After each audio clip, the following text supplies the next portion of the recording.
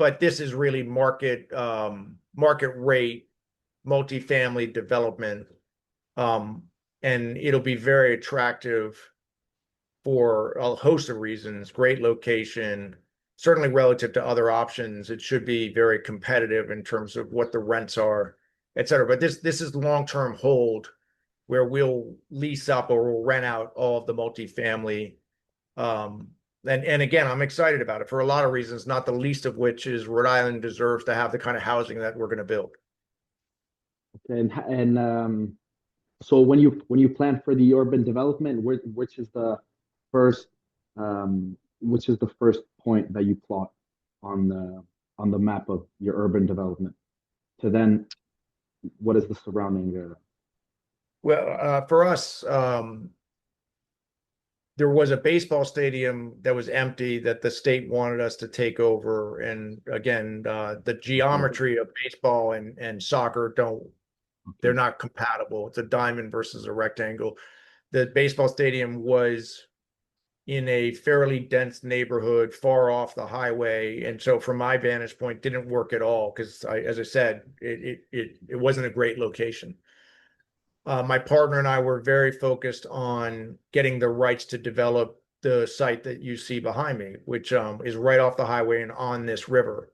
And then again, a big requisite part of it was making sure that there was additional land that we could get the rights to develop real estate. So we've been able to get all of those pieces and put them together.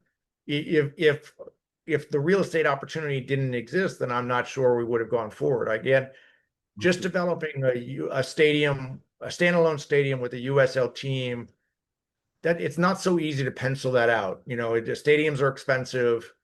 You only play at most about 20 nights a year relative to one team. And over time, we're going to play a lot more sports in our stadium. We'll launch a women's team. We'll play all the other rectangular sports. We'll host concerts, et cetera. But initially, the only thing that I could bank on was the team that I had the rights to bring in and that I effectively my investors own, which is Rhode Island FC, the USL team.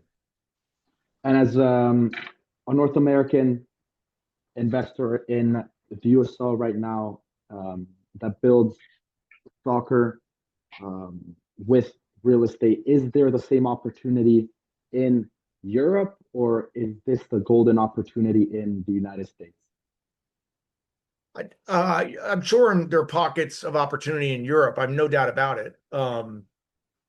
I think that there's an absolute blue ocean opportunity in the United States and specifically around USL. I mean, USL is like, I suspect you and a lot of your listeners are aware, USL's announced the intent to adopt promotion relegation. It's announced the intent to create a Division I sanctioned league, which would be, you know, ostensibly the same sanctioning as Major League Soccer. So that would then give USL 3 levels in the soccer pyramid, and adoption of promotion relegation, games of consequence. I think there's no better construct in terms of fan engagement. I don't think there's a better construct in terms of player development than that. So long way of saying, I think USL is making some very smart moves in terms of how to differentiate itself.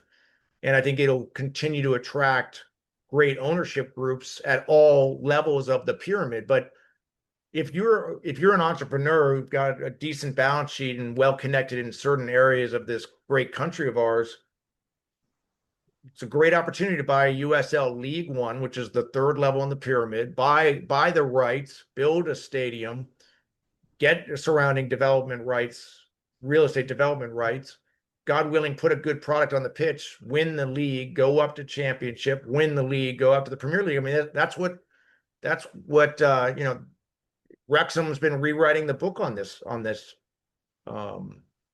So anyway, it's a long way of saying you don't need to be a billionaire and try to pay $600 million for an expansion fee to MLS. There's other ways to approach the sport in the United States now.